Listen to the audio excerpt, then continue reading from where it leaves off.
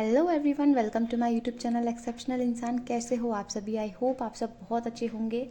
आज का दिन 1 अप्रैल, रिजल्ट्स आ चुके हैं।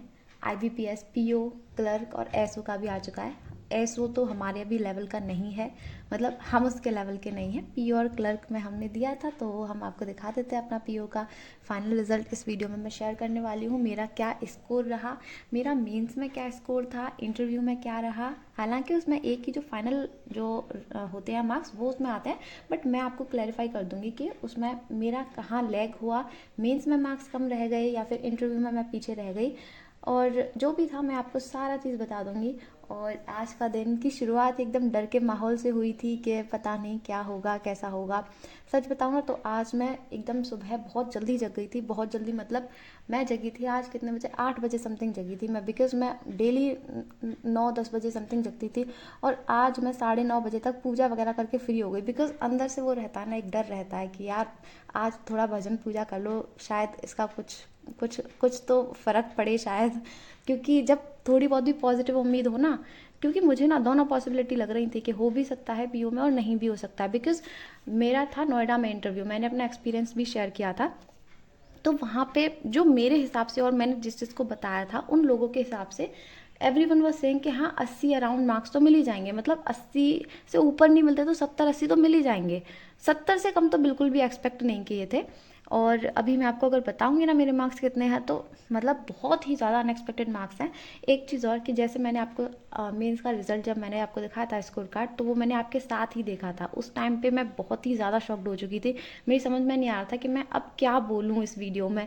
तो इस बार मैं अपना रिजल्ट पहले ही देख चुकी थी, तो इस वजह से मैं आप वापस से वीडियो बना रही हूँ, तो मेरे लिए अब कुछ भी अनएक्सपेक्टेड नहीं है। हाँ, बट जब पहली बार देखा तो थोड़ा सा मुझे लगा था, बट इतना भी मुझे बहुत ज़्यादा दुख नहीं हुआ, बिकॉज कहीं ना कहीं शायद मैं भी लैग किया होगा मैंने भी इंटरव्यू में।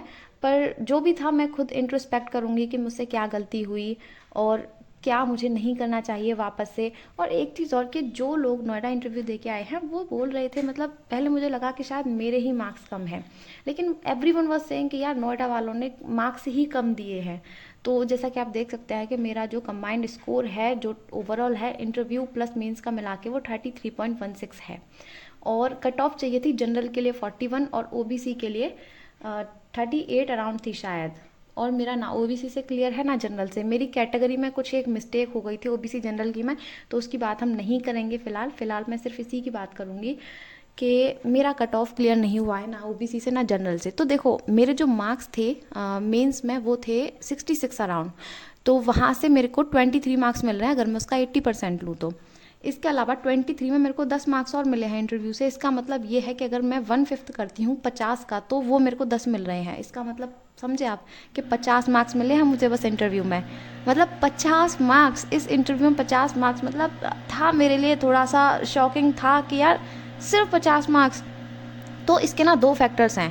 पहला फैक्टर ये कि शायद मेरी तैयारी बहुत ज़्यादा अच्छी नहीं थी इंटरव्यू की, शायद ऐसा हो सकता है। और पर मुझे ना इसमें डाउट इस वजह से हो रहा था बिकॉज जो भी उन्होंने मुझसे पूछा उसके मैंने सारे आंसर्स दिए थे, और जो एक दो क्वेश्चन मेरे को नहीं आया था उसका मैंने डायरेक्टली उनसे बोल दिया कि सर नहीं पता मुझे, सॉरी बोल के ऐसे बोल दिया। अब वो मुझसे खुद ही क्वेश्चंस नहीं पूछ रहे हैं, तो इसमें मैं क्या कर सकती हूँ? मतलब अगर आपको मुझसे जानने हैं तो आप मुझसे क्वेश्चन पूछिए ना। आप एवरेज इंटरव्यू लोगे तो एवरेज मार्क्स दे रहे हो, दैट्स नॉट अ पॉइंट। तो अब जो भी है। और दूसरी चीज़ ना, पता है एक मेरे से एक ने बताया कि एक के मार्क्स थे 18 एबव कट ऑफ, उनका नोएडा इंटरव्यू था। सेम मतलब 18 मार्क्स एबव होने के बाद भी उनका सिलेक्शन नहीं हुआ इंटरव्यू की वजह से। एक के बताए थे मुझे कि 23 एबव थे उनके कट ऑफ से। 23 यार मेरे लिए तो बहुत बड़ी बात है 23 एबव कट ऑफ होना।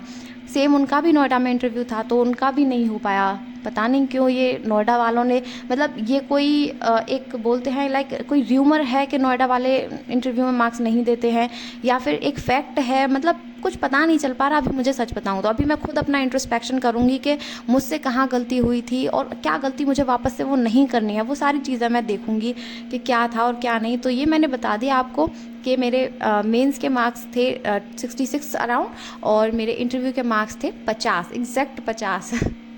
बोलने में मेरे को ऐसा लग रहा है 50 मार्क्स इन इंटरव्यू। चलो कोई बात नहीं, अभी पीओ के इस साल के एग्ज़ाम्स में सारे ही देने वाली हूँ।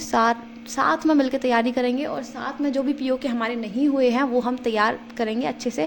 और जिनका हो गया है उनको ऑल द वेरी बेस्ट, जिनके पीओ में सिलेक्शन हो गए हैं उनको भी ऑल द वेरी बेस्ट, और जिनका नहीं हुआ है आप चिंता मत करो, आपकी मेहनत ज़रूर सफल होगी किसी ना किसी दिन। तो आप बस लगे रहिए, गिव अप नहीं करना है, गिव अप करने के लिए हमने शुरू नहीं किया था।